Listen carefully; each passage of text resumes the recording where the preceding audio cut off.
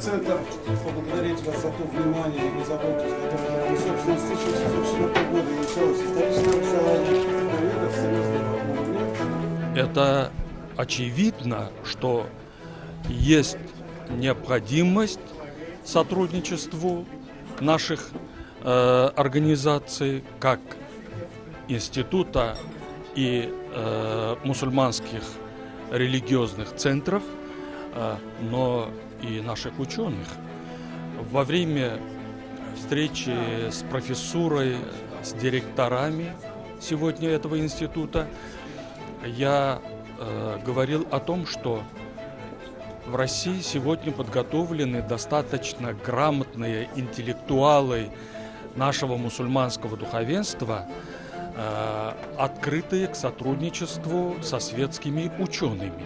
Институт международных отношений, Центр исламоведения, арабистики, тюркологии и так далее, они, конечно же, должны взаимодействовать с Духовным управлением мусульман Российской Федерации, Московским исламским институтом, Российским исламским институтом, где также есть серьезный потенциал для того, чтобы мы взаимодействовали и тем самым развивали связи с исламским миром.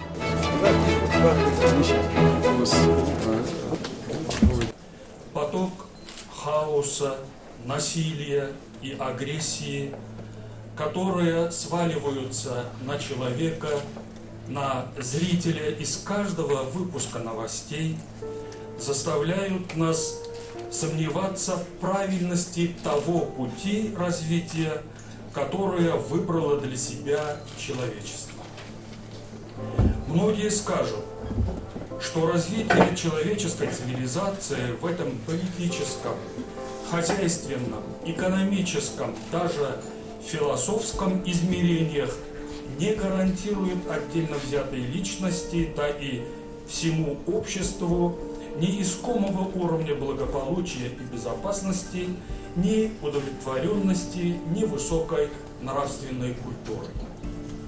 Я не исключаю, что грядущее поколение, описывая через столетия историю человечества, начиная с позднего Средневековья по 21 век, будут характеризовать ее как эпоху грабительского отношения к окружающей среде, варварства по отношению к традиционным укладам и культурам, разочарование в преимуществах и выгодах глобализации, в способности международных политических сил договориться по ключевым вопросам политической повестки, в механизмах отстаивания своих прав и интересов, то есть разочарование в самой идее цивилизации как последовательного и разумного процесса развития человечества, вот характерные черты второй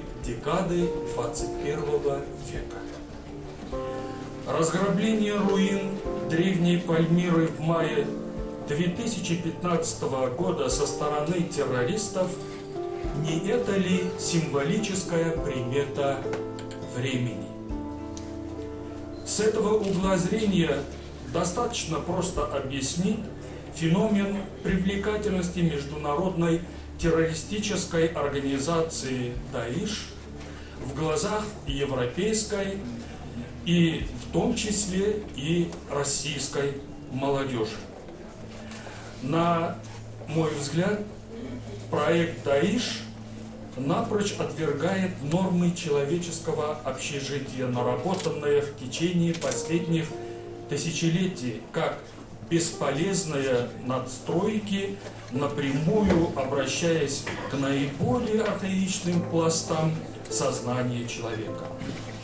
Пропаганда Даиш, на мой взгляд, привлекает молодежь не столько перспективой построения исламского государства в кавычках, сколько полным освобождением от всех норм и условностей современного общества.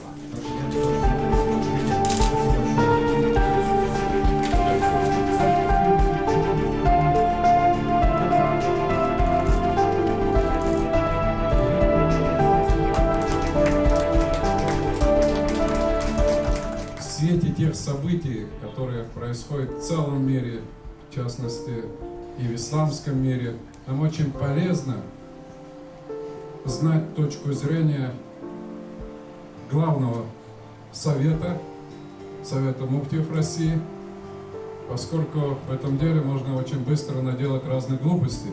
Да? И мы вот благодарны, что эта деятельность наша идет под вашим патронажем. Я горжусь нашими святынями, и это найдет у меня в кабинете самое достойное место.